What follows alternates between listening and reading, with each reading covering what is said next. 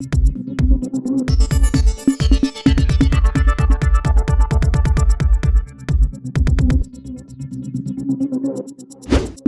News Maharashtra बातमीचे वास्तववादी विश्लेषण. स्वतःच्या स्वार्थासाठी आमच्यासारख्या बहुजनाच्या पोरांवर अन्याय करण्याचा प्रयत्न ह्या नेते मंडळीने केलेला आहे. भले आमदार राजू खरे असतील, उमेश पाटील असतील, रमेश बारसकर असतील, ही लबाड माणसं आहे ती. आमच्यासारख्या कार्यकर्त्याचं माझ्याकडे गमवण्यासारखं आता काय राहिलंच नाही. कारण की तन मन धन सगळं देऊन मी पक्षासाठी काम केलं, अहोरात्र काम केलं. अनेक आंदोलनं मोर्चात अग्रेसर राहून आक्रमक भूमिका घेतल्या. आनगरकरांना विरोध तिथं दर्शवला. मग फक्त आनगरकरांना विरोध दर्शवायचा म्हणून भाषणे केली का? तर मी निवडणूक लढवण्यासाठी थांबलेलो होतो आणि नगरपालिकेमध्ये नगरसेवक होण्याची इच्छा होती. तर ह्या 9 वर्षाच्या काळामध्ये मी रमेश बारसकरच्या बरोबर होतो आणि अनगर अप्पर तहसीलचा विषय असेल, सहाय्यक निबंधकचा विषय असेल, अनेक आंदोलनं केली, मोर्चे केले आणि या मोहोळ शहराच्या विकासासाठी, मोहोळ शहराच्या चांगलं रस्ते, पाणी, ड्रेनेज या सगळ्या प्रश्नासाठी मी वेळोवेळी रस्त्यावर बसण्याचं काम केलं. परंतु ऐन वेळेस या मोहोळ नगरपालिकेला कसा पैशाचा बाजार झाला, काय झाला सगळ्या जनतेला माहिती आहे. जेवढी आलेली निवडून आहे ती सगळी पैशाच्या जीवावर आलेली लोक आहेत ती. त्यामुळं येणाऱ्या काळात मी माझं प्रामाणिकपणे काम चालू ठेवणारा. सर्वप्रथम आज पत्रकार दिनाच्या सर्व पत्रकार बंधूंना माझ्या हार्दिक शुभेच्छा. पत्रकार हा समाजाचा आपल्या चौथा स्तंभ आहे आणि आपली निर्भीड पत्रकारिता सर्वसामान्य जनतेच्या हितासाठी आपण जो पत्रकारितेचा व्यवसाय करता, ह्याला सर्वप्रथम माझ्याकडून मनापासून लाख शुभेच्छा आहेत. एकेकाळी आपण रमेश बारसकर यांचे खंदे समर्थक म्हणून काम करत होता, परंतु कुठेतरी आपल्याला तिकीट नाकारण्यात आलं. कसा आहे, आज नगरपालिकेची निवडणूक बऱ्याच लांबणीवर गेलती आणि तब्बल 9 वर्ष मी निवडणूक लढवण्यासाठी थांबलेलो होतो आणि नगरपालिकेमध्ये नगरसेवक होण्याची इच्छा होती. तर ह्या 9 वर्षाच्या काळामध्ये मी रमेश बारसकरच्या बरोबर होतो आणि अनगर अप्पर तहसीलचा विषय असेल, सहाय्यक निबंधकचा विषय असेल, अनेक आंदोलनं केली, मोर्चे केले आणि या मोहोळ शहराच्या विकासासाठी, मोहोळ शहराच्या चांगलं रस्ते, पाणी, ड्रेनेज ह्या सगळ्या प्रश्नासाठी मी वेळोवेळी रस्त्यावर बसण्याचं काम केलं. परंतु ऐन वेळेस काय कारण आहे काय मला तर अजून काय माहिती झालेलं नाही. पण जसं खड्यासारखं बाजूला करतात तसं ऐन वेळेला मी असेल, आबा कांबळे असेल, म्हणजे पक्षात अनेक निष्ठावंत काम करणारे, खरी तळमळीनं काम करणारी पोरं ह्यांना डावलण्याचा प्रयत्न केला आणि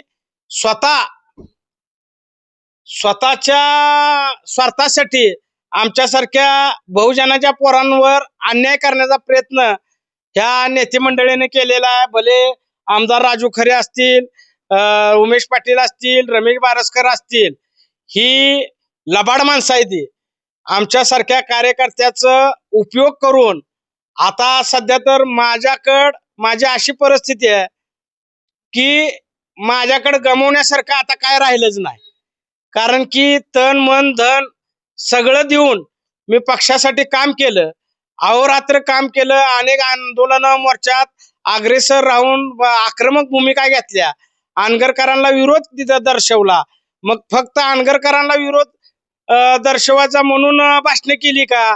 तर नाही. ज्या वेळेस या मोहोळवर संकट आली, मग अप्पर तहसीलचा असेल, सहाय्यक निबंधकाचा असेल, तर ह्या वेळेस मी रस्त्यावर उतरून आंदोलन करण्याचं काम केलं. मग कदाचित माझ्यासारखा कार्यकर्ता त्यांना नको असेल, त्यामुळं माझं तिकीट डावलण्याचा त्यांनी प्रयत्न केलेला आहे. आणि इथून पुढं मी या मोहोळच्या विकासासाठी अहोरात्र काम करणार आपल्याला जनतेनं सेवा करण्याची संधी दिली आहे, तर मी आपल्याला सुद्धा आपल्या मीडियातनं एवढं सांगतोय की आपण ह्या मोहोळ शहराचा सर्वांगीण विकास करावा. आपला स्वतःचा विकास करू नये.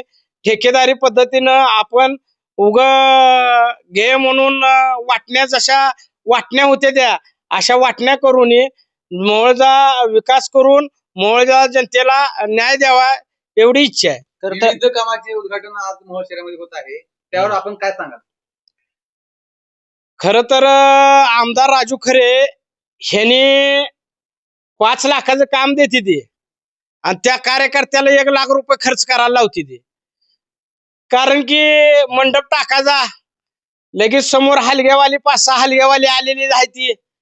म्हणजे जसा गावोगावी पहिला पूर्वी तमाशा होत होता का, तमाशा बघायला कशी लोक आवर्जून संध्याकाळी येत होती, तसाही तमाशा लावलेला आमदारनं. का आमदार राजू खरे हा अपघातानं आमदार झालेला आहे. खर तर अनगरचा अप्पर तहसील असेल किंवा इतक्या दिवस जी अनगरकरांची एक हाती सत्ता होती, कुठं तर लोकांना बदल हवा होता, त्यासाठी राजू खरे ही अपघातानं आमदार झालेला आहे. येऊन जाऊन एकच भाषण, झुंडशाही, तानाशाही, गुलामशाही, अहो दुसरं काय येतंय का नाही आपल्याला? मग तुम्ही एक काम करा, आता तुम्ही बालुशाही खावा. काय आमच्या बाळूगवळे या हॉटेलातली. अहो अनगरवाल्यांवर टीका करणे, तुम्ही विकासाचा एजंट घ्या ना. काय तर तुम्ही विकास किती करणार? निधी दिला, किती जणांना निधी दिला? वाटण्या झाल्या तुमच्या. 5 जणाला 1-1 कोटी रुपये निधी दिला.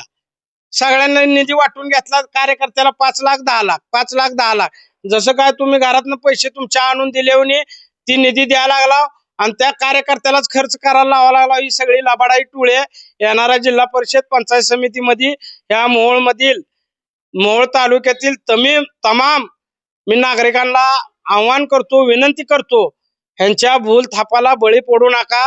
ही सगळी लबाडाई टोळे ह्यांच्यासाठी माझ्यासारखा कार्यकर्ता जीवाचं रान केलं, ह्यांच्यासाठी अहोरात्र प्रयत्न करून ह्यांना आमदार करण्यासाठी मी असेल, आबा असेल, आमचा थोडा तर खारीचा तर वाटा आहे, पण आम्हाला खाड्यासारखं यांनी बघलेला केलं.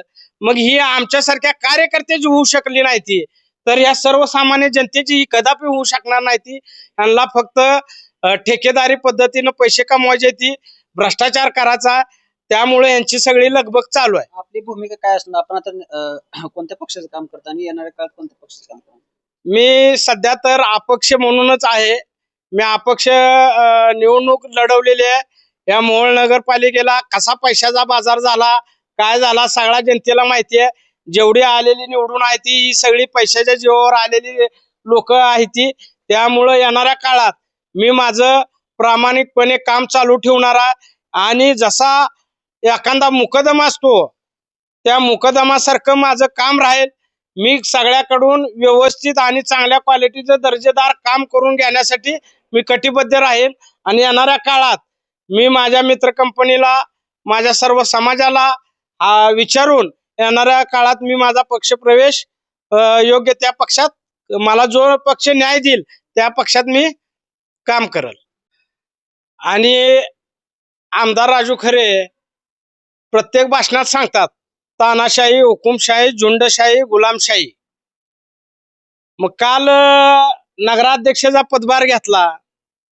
काल एक गोष्ट अशी समजली की आज पत्रकार दिन आहे. आज पत्रकार दिनानिमित्त पत्रकार बांधवांना काल नगराध्यक्षाचा पदभार घेताना त्या केबिन मधून पत्रकार बांधवांना बाहेर काढलं.